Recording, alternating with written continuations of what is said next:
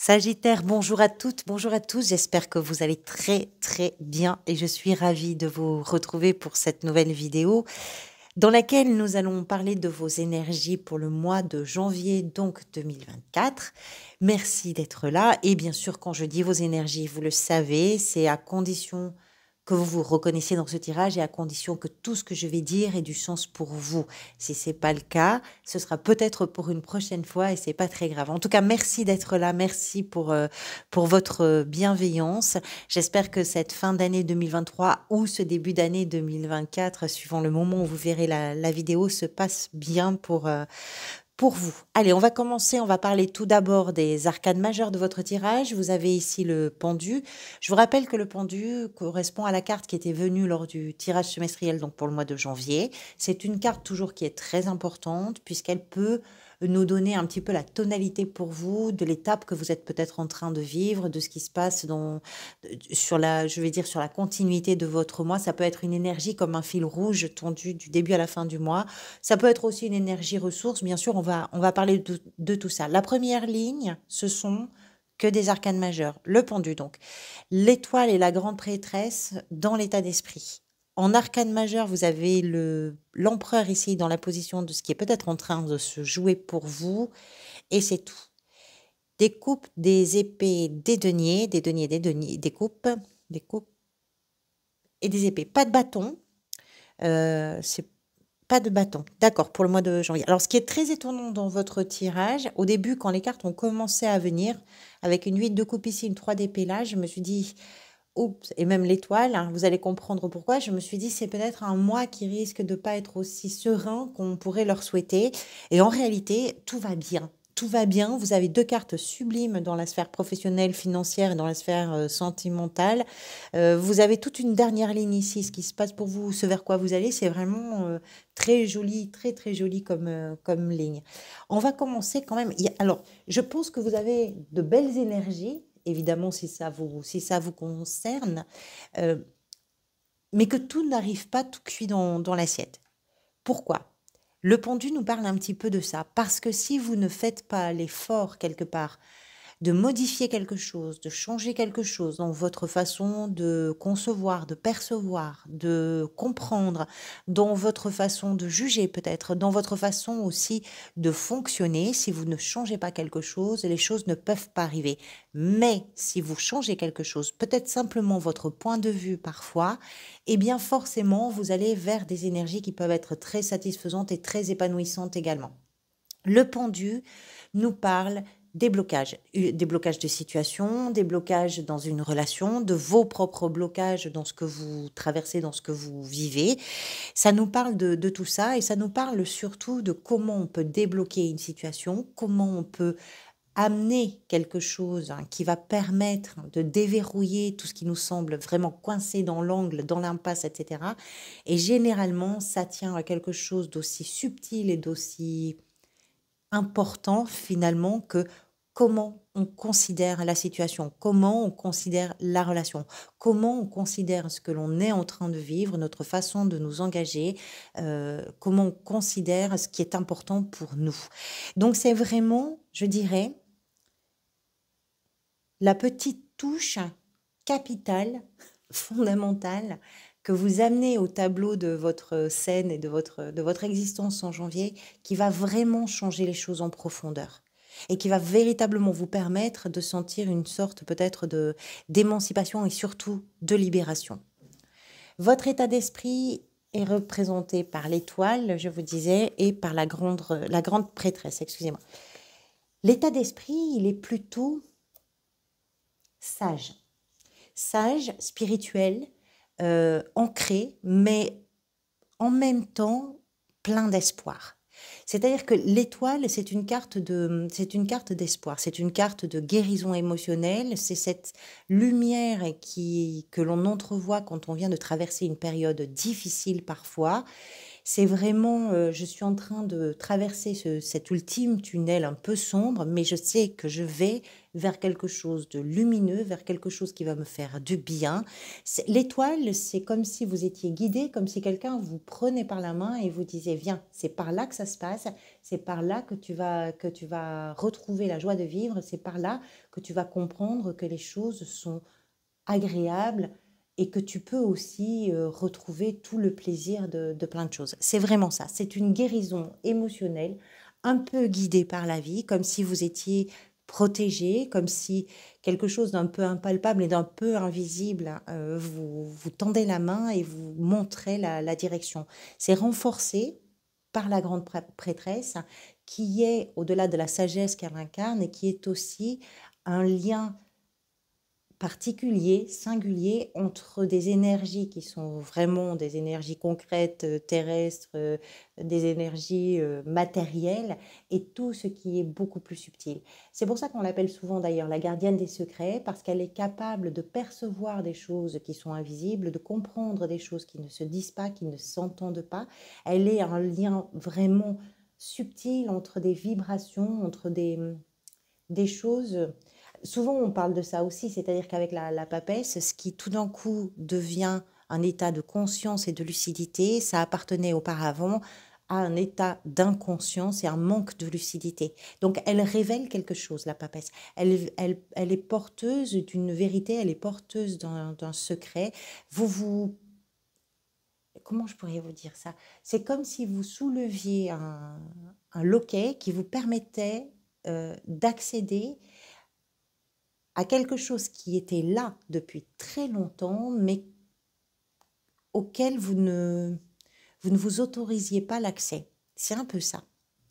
Alors, pour des gens qui vont être un petit peu, on va dire, concernés par tout ce qui est clairvoyance, médiumnité, etc., la grande papesse nous parle de cette sensibilité qui est bien évidemment mise à l'honneur pour vous permettre de percevoir avec beaucoup d'intuition, de vous permettre de comprendre avec beaucoup d'intuition, beaucoup de sensibilité, tout ce qui est réellement en train de se passer. Cette première ligne, elle est assez incroyable.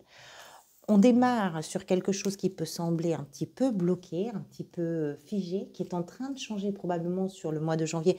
Mais je suppose que le changement est antérieur au mois de janvier. Hein. On ne change pas tout d'un coup comme ça parce qu'on a changé de date. Hein. C'est pas ça. Mais il y a quelque chose qui vous a fait prendre conscience peut-être de vos blocages ou de ce qui était un peu verrouillé. Cette prise de conscience, cette révélation vous permet d'être plein et pleine d'espoir, d'aller véritablement vers quelque chose de beaucoup plus clair, joyeux et heureux pour vous, avec ce sentiment que c'est la bonne voie, puisque l'étoile vous guide, encore une fois, et d'y aller avec une intuition incroyable, parce que tout d'un coup, vous détenez des vérités qui étaient sans doute à l'intérieur de vous depuis déjà longtemps, mais que vous aviez verrouillées, que vous aviez cadenassées. C'est une très très jolie ligne. Alors, ce qui s'est peut-être produit et qui a amené tout ça, cette conscience, cette prise de conscience, hein, cette révélation, c'est représenté ici par la 8 de coupe. La 8 de coupe nous parle de... C'est une carte qui est une sorte d'appel à se libérer des choses qui ne nous servent plus et à chercher un nouveau sens. On est en présence des coupes, donc on est sur une carte qui émotionnellement nous touche. Ça peut symboliser un détachement, ça peut symboliser une quête. C'est une personne qui est en train de se détourner d'une situation qui émotionnellement n'a plus rien à lui offrir. Donc ça peut être une invitation également encore une fois à se connecter à son intuition, et cette intuition, cette sorte de sagesse intérieure, c'est quelque chose qui va vous permettre, ou qui vous a permis plutôt, d'avancer en vous écoutant sans répondre de façon aveugle quelque part aux conventions sociales ou bien aux attentes des autres. Alors oui, ça peut être lié à une déception, parfois ça peut être lié à une forme d'abandon, pourquoi pas une fuite aussi, c'est possible. Ça peut être lié à un désespoir, ça peut être lié à un moment où on se dit je ne peux pas aller au-delà de là où je suis. ça ne m'apporte plus rien, je n'ai plus rien à mettre sur la table, je n'ai plus rien à offrir, c'est une situation qui ne me convient pas. Sur le plan émotionnel, je ne vibre plus cette histoire, cette relation, cette situation. Donc, ce qui s'est probablement ou possiblement produit, et c'est pas forcément simple, c'est peut-être que vous vous êtes détourné de quelque chose, vous avez quitté quelque chose, vous avez fait le deuil de quelque chose, pourquoi pas d'une personne, mais je n'ai pas l'impression que ce soit ça, mais c'est possible aussi. Et en tout cas, parce que il y a quelque chose qui semble un peu volontaire, si vous voulez, dans cette carte. C'est une prise de conscience. Cette chose, cette situation, cette personne ne m'apporte plus rien. J'ai plus, on n'a plus grand-chose à partager. Donc, je vais chercher quelque chose ailleurs qui va pouvoir m'apporter, qui va pouvoir me remplir, qui va pouvoir me faire grandir, qui va pouvoir me satisfaire. Ce que vous voulez, c'est représenté par la 3 d'épée. Alors là, l'intensité de cette carte va bien évidemment dépendre de votre histoire personnelle et individuelle, mais la 3 d'épée représente un cœur percé par 3 épées. C'est un cœur en miettes, c'est un cœur qui a subi un chagrin parfois très important, une humiliation, qui a subi un rejet. C'est une émotion vive, c'est un deuil, c'est une séparation, c'est une rupture.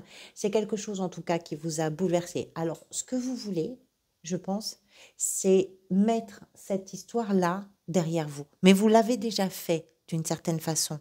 Il n'en demeure pas moins que même si vous êtes poussé par votre intuition, même si vous comprenez quelque chose, il y a quelque chose qui devient très évident et très clair pour vous en janvier, il est possible que vous soyez encore un petit peu avec les résidus de vos propres blocages par rapport à une situation douloureuse. Donc, ce que vous voulez, c'est effectivement arriver à considérer ce chagrin, cette douleur, cette tristesse, ce sentiment d'humiliation ou de rejet, de le considérer différemment, parce que vous savez que c'est ce qui va vous permettre à vous d'avancer. Ce qui peut venir vous aider, c'est représenté par l'énergie de la reine de denier. La reine de denier, d'abord, peut représenter quelqu'un de votre entourage, pourquoi pas, qui pourrait être d'un signe de terre. Donc, les signes de terre, ce sont les taureaux, les vierges et les capricornes. C'est possible. Si c'est le cas, on est en présence de quelqu'un qui a un esprit vraiment pratique, qui est axé sur tout ce qui est matériel, tout ce qui est sécurisant, tout ce qui est équilibré. Voilà. L'important pour une reine de denier, c'est de s'assurer que tout le monde va bien, que personne ne manque de rien. Elle est assez optimiste d'ailleurs. Elle est dotée d'un caractère qui est assez fort. Hein. C'est pas quelqu'un. Elle n'est pas dans l'émotion, la reine de denier. C'est quelqu'un qui va regarder et analyser les situations, qui va chercher vraiment les solutions, particulièrement si ça concerne les finances, si ça concerne une situation qui manque un petit peu de stabilité, si ça concerne, voilà. Elle a une forme de compassion parce qu'elle est très attentive au bien-être des autres. Si ce n'est pas une personne de votre entourage qui vient vous aider et qui a ce tempérament d'une reine de denier, c'est que vous incarnez vous-même cette énergie, vous êtes, vous axez, je dirais, vos recherches, vos actes, ce que vous avez envie de réaliser, c'est complètement axé sur ça, axé sur je vais faire absolument ce qu'il faut pour m'assurer une forme d'abondance, une forme de prospérité, pour m'assurer que tout ira bien pour moi et pour les gens que j'aime. Pour quand je vous disais qu'elle est attentive aussi aux autres, on parle d'un personnage qui est très maternel avec une reine. Que vous soyez un homme ou une femme, c'est pareil, c'est-à-dire qu'il y a un lien bienveillant, féminin, dans le sens de l'attention, de la sensibilité aux personnes que vous aimez. La reine est vraiment axée sur la sécurité. Alors, qu'est-ce qui pour vous symbolise la sécurité? Qu'est-ce qui pour vous vous semble nécessaire pour vous permettre de savoir que la table sera pleine, que le chauffage sera allumé si vous avez froid, que vous aurez de l'argent si vous en avez besoin, j'en sais rien. Mais il y a beaucoup d'énergie et c'est quelque chose qui vient vous aider parce que vous êtes, si c'est vous qui incarnez cette reine, vous êtes très active et très actif. Justement, vous avez une énergie qui est débordante pour garder un environnement qui sera agréable et pour avoir aussi, d'une certaine façon, la main sur tout ça. parce que c'est une reine indépendante. Vous avez besoin de vous sentir sans doute aux commandes quelque part. Le défi pour vous est représenté par la 8 de denier qui nous explique que c'est probablement de ne pas remettre au lendemain ce que vous avez à faire aujourd'hui. Et c'est de ne pas vous priver non plus d'une possibilité, d'une opportunité de pouvoir améliorer quelque chose. La 8 de denier est une carte d'effort. Vous avez des efforts à fournir. Je ne sais pas à comment ça peut correspondre. Des efforts à fournir pour ce qui est important pour vous, des efforts à fournir pour vous permettre d'améliorer une situation qui, elle, est bien concrète et qui est probablement très matérielle aussi. On est en présence des deniers. Donc, vous le savez, hein, les deniers vont représenter les valeurs. C'est un défi pour vous parce que ça va vous engager, parce que ça va vous demander peut-être d'y passer du temps, d'y consacrer beaucoup d'énergie.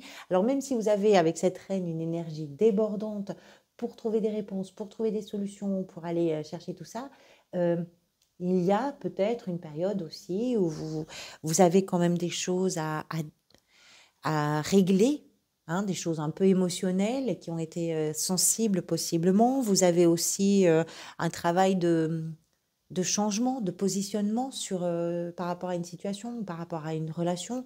Peut-être que là, vous n'êtes pas forcément dans une perspective d'efforts à fournir et d'efforts complexes. Ça peut être aussi tout simplement de ne pas remettre au lendemain. Si vous avez des choses à faire, faites-les. Ça peut être ça le défi tout simplement. Dans la sphère professionnelle, la 9 de coupe, alors, ça peut être plein de choses. D'abord, la 9 de coupe, c'est une carte de grande satisfaction. De toute façon, vous avez la 9 et la 10 ici dans la sphère émotionnelle. Comme je vous disais tout à l'heure, on est vraiment sur deux cartes de grande satisfaction, de bonheur. La 9 de coupe, c'est ça. Une fois qu'on a laissé derrière soi quelque chose avec cette 8 de coupe, ça peut être dans la gestion du quotidien, dans un travail, etc. Ce qui est important maintenant, c'est de construire son rêve. C'est de construire ce qui vous apporte à vous du bonheur, parce que vous avez besoin de sens, parce que vous avez besoin de vibrer, parce que vous savez où se trouve votre bonheur, tout simplement. Et donc, quelle que soit votre situation, que vous soyez dans une activité, il est possible que dans le cadre d'une activité que vous exercez, ben, il est possible que vous trouviez vraiment une source de joie, de bonheur, quelque chose qui vous remplisse et qui vraiment vous apporte une grande émotion parce que ça correspond ça donne du sens, ça correspond à ce que vous voulez faire, ça correspond à ce que vous avez envie de réaliser, ça vous permet à vous de vous réaliser avec beaucoup de plaisir.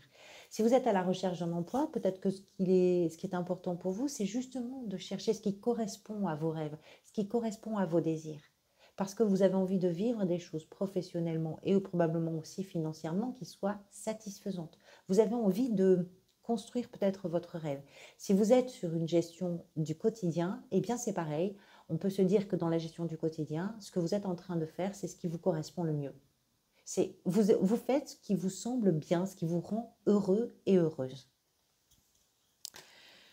La 10 de coupe, pour la sphère sentimentale et relationnelle,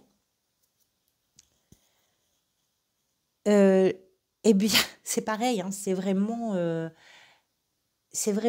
la carte de ce qui nous lie aux gens qu'on aime et qui sont des liens très forts, très solides, parce qu'on trouve tout le soutien dont on peut avoir besoin auprès de nos proches, parce qu'on est capable également de leur apporter à eux le soutien dont ils pourraient avoir besoin. La 10 de coupe, c'est vraiment, d'abord c'est un aboutissement, c'est une concrétisation, puisqu'avec les 10, on arrive à la fin d'un cycle. Alors, ça ne veut pas dire que ça se termine, hein, pas du tout. Mais ça veut dire qu'on est vraiment sur un aboutissement et une concrétisation de quelque chose. Donc, on va pouvoir ouvrir une nouvelle page, on va pouvoir mettre en place de nouvelles choses, pourquoi pas, de nouveaux projets communs. On est vraiment, si on se trouve des chagrins qu'on partage, eh bien, on s'entraide, on se soutient, on parle, on communique. C'est vraiment ça, la 10 de coupe. Et on trouve des solutions. Voilà. Vous avez quelque chose avec cette reine de denier ici, dans ce qui vient vous aider, quelque chose de très puissant, comme si vous étiez un vrai pilier, peut-être pour les gens que vous aimez. Quelqu'un de solide, quelqu'un qui va permettre effectivement d'amener ces liens et l'expression de ce plaisir, de cette joie d'être ensemble, parce qu'on arrive à se faire du bien, parce qu'on arrive à s'écouter, parce qu'on arrive à s'aider, parce que voilà, c'est un endroit qui est chaud, qui est rassurant et qui est sécurisant aussi. Qu'est-ce qui est peut-être en train de se jouer pour vous? Alors, c'est vraiment intéressant parce que autant votre état d'esprit est assez spirituel, vous êtes guidé par des choses qui nous dépassent un petit peu, qui sont peut-être un petit peu plus grandes que vous, quelque part. Et pourtant, ce qui se joue, c'est ce que vous êtes concrètement en train de construire. C'est l'empereur qui représente ça. L'empereur est un bâtisseur. Ce qu'il bâtit, c'est encore une fois la sécurité de son empire. C'est encore une fois la sécurité pour les gens dont il est responsable ou dont il se sent responsable. C'est ce qui est en train de se jouer là, c'est votre façon de vous organiser, de mettre en place des stratégies, c'est votre façon de voir loin, c'est votre façon de structurer ce qui va vous permettre de vous sentir bien dans la gestion de vos affaires, bien dans la gestion de votre vie, de votre quotidien, de vos relations, etc. Alors, il y a de la rigueur chez cet empereur. C'est un personnage qui est droit, c'est un personnage qui est assez inflexible, on ne lui reconnaît pas beaucoup d'humour, mais là on parle d'une énergie et de quelque chose qui est peut-être en train de se jouer pour vous. Et quand on parle de ça, on parle effectivement de tout ce qui est en train de se structurer pour vous et qui se structure d'une façon pérenne, solide et stable. Ce vers quoi ça pourrait aller, ou vous pourriez aller, c'est représenté par ce roi d'épée. Entre un empereur qui précède un roi d'épée, on comprend la maturité. Et encore une fois, c'est très intéressant parce qu'il y a une belle complémentarité de vos énergies, entre vos énergies spirituelles et vos énergies dans la matière, vos engagements. Le roi d'épée nous explique que ce vers quoi vous allez, ce sont des prises de décision. Février, à la place du pendu ici, vous avez l'empereur. Donc quand je vous parle de structurer, ça veut dire aussi être capable de prendre des décisions importantes. C'est être capable d'analyser très justement, avec beaucoup d'équité, avec beaucoup de justesse, avec beaucoup de clarté d'esprit, d'analyser les situations que vous avez, que vous vivez, dont vous faites l'expérience, et de savoir mettre en place les stratégies ou de mettre en place les conditions qui vont vous permettre d'aller vers ce qui vous convient, encore une fois, parce que vous êtes sur des énergies de maturité, des énergies dans lesquelles vous assumez les choses, et en plus où il y a une magnifique complémentarité entre ce qui se passe dans votre vie spirituelle et ce qui se passe concrètement dans vos engagements, dans vos analyses, dans vos prises de décision, dans vos prises de parole également, puisque ce roi d'épée, quand il prend la parole, c'est absolument divin quelque part, puisqu'il y a une maîtrise absolument magnifique de l'analyse, de la communication. Quand il s'exprime, il n'a pas besoin de faire des longues phrases comme je suis en train de faire. Il dit un mot, c'est clair, c'est net et c'est précis. Voilà pour vous, amis Sagittaires. Merci beaucoup pour votre présence, vraiment. Je vous retrouverai bientôt pour d'autres vidéos. En attendant, je vous souhaite soit de très belles fêtes de fin d'année, soit un très bon début d'année. Merci encore d'être là. Prenez soin de vous dans la mesure du possible, évidemment, et profitez bien de l'instant présent. À très bientôt.